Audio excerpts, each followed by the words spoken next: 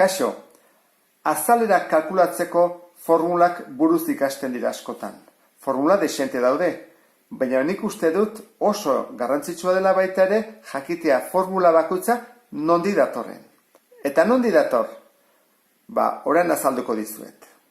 Pentsa dezagun, laukizuzen honetan, hemenik honera daudela 8 zentimetro, eta hemen 5.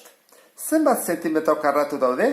8 baldin bada oinarrian, eta altura 5, 8 bider 5 egiten da, 40 zentimetro karratu.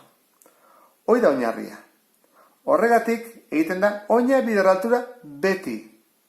Guazen ikustea, orduan, zegertatzen den karratu edo lauki batean. Laukiak zer ditu? Oina eta altura berdinak.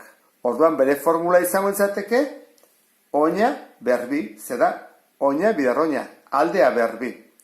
Orduan dugu laukiaren formula, ele berbi, eta laukizuzenarena, oina bider altura. Ze gertatzen da? Erronboa dugunean. Hemen erronboa dugu. Erronboarekin lau zati egingo ditugu. Adibidez, buelta emango diot. Hemen daude lau zatiak. Lau zatiak berdinak dira. Lau triangelu berdin. Eta sartuko dut laukizuzen batean. Ze ikusten da hemen? Ikusten da triangelu hau eta triangelu hau berdinak direla, hau ere bai, eta hau ere bai. Orduan, gu dugu formula beti bezala oina bider altura. Oina bider altura, baina egin beharko dugu zati bi. Zergatik? Erronboaren barruan lau daudelako. 8tik lau bakarrik. Orduan, zein da bere formula? Oina bider altura zati bi. Gertatzen da guk ikasten dugula beste formula bat. Ez diogu esaten oina, baizik diagonal txikia bider diagonal handia zati bi. Hemen dugu erronboide bat eta baita egingo dugu oina bider altura. Hortarako zer egingo dugu? Bihurtu behar dugu laukizuzena. Badakizue, dena bihurtzen dugu laukizuzena. Orduan, hortarako puska hau kentzen badiot, ikusten dezuen bezala, gelditzen da zuzena. Eta puska hau kendu diodana eramaten main badut honea, zer dugu? Laukizuzen bat. Zen da formula? Oina bider altura. Orduan, oina goikoa eta bekoa berdina denez, oina bider altura kontuz honekin. Altura zuzen marrazten da, zuta bat da altura. Orduan ez nahastu aldearekin. Ez da oina bider aldea, baizik oina bider altura, zuta. Orduan, hau ere berdina dugu. Oina bider altura. Ze gertatzen da triangeluarekin? Adibidez hemen triangelu bat dugu. Angelu zuzena. Orduan, hau zer da? Nik baldin baditut bi berdin, jartzen dut hemen, eta zer hortzen dut? Angelu zuzen bat. Orduan, zer izango litzake honen formula? Oina bider altura, baina zati bi, erdia delako. Laukizuzenaren erdia. Oina bider altura, zati bi. Hau da, angelu zuzena denean. Zer gertatzen da ez denean angelu zuzena? Adibidez, hemen, triangelu txiki hau ez da angelu zuzena. Beti bezala, bihurtu behar dugu laukizuzen bat. Nikola, bi baldin baditut, eta jartzen badut bere ondoan, ze lortu dut? Lortu dut erronboide bat. Eta erronboide baten formula zein da? Lehen ikusi dugu. Zatitzen badut hemendik triangelu bat eta hone ematen badut, lortzen dut laukizuzena. Orduan, erronboidearen formula da baita ere oina bider altura. Orduan, hau izango litzake triangelu honena da oina bider altura, zati bi. Baina kontuz, altura zuta bat da hemen ere bai. Ez da aldea. Kontuz horregatik, erne egon behar da altura kalkulatzeko. Oina bider altura, zati bi. Hemen dugu trapezio bat. Lortu behar dugu laukizuzen bat. Orduan, nik baldin baditut bi trapezio berdin, buelta ematen badiot, lauki zuzen badut. Orduan, zein da bere formula?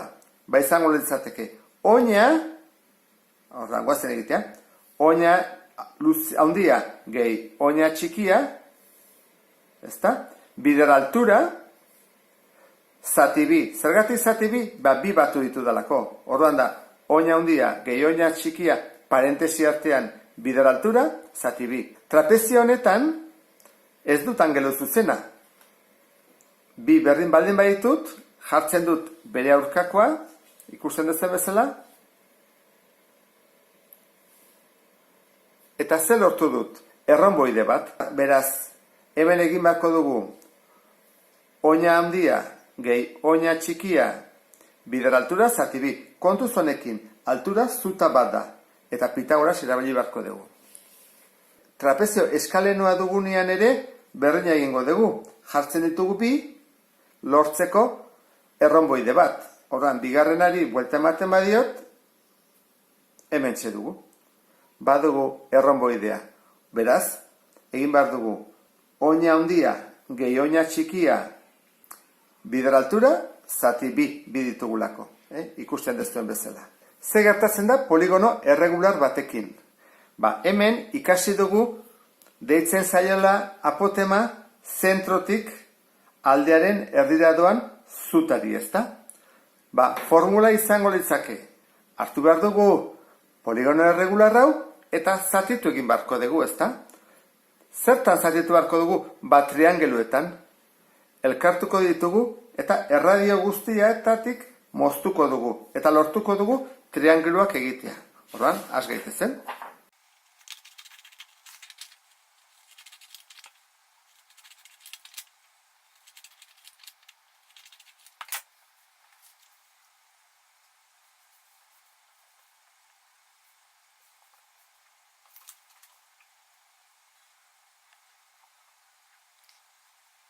Laukizuzen bat edo erronboide bat lortzeko zer egin behar dugu?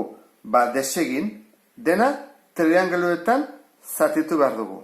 Triangelu denak berdinak dira, erregularra delako. Orduan, jartzen badugu horrela, bat bestean atzetik, atako zaizkigu hilara bat, bostekoa.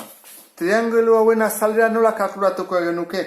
Ba, egin beharko genuke triangelu hauen alde guztiak batu, hori da, perimetroa, bider altura, apotema, eta zati bi. Ze triangelua da lauki zuzenaren erdia. Orduan da, oina bider altura, zati bi. Hada, perimetroa, bider apotema, zati bi. Ta zirkuluarekin ze gertatzen da?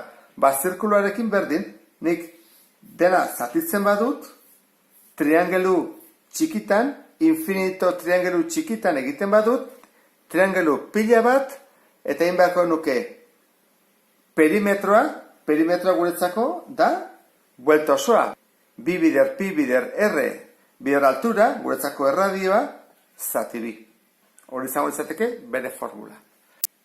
Eta honekin bukatzen dugu azalpena. Beste bat arte, agur.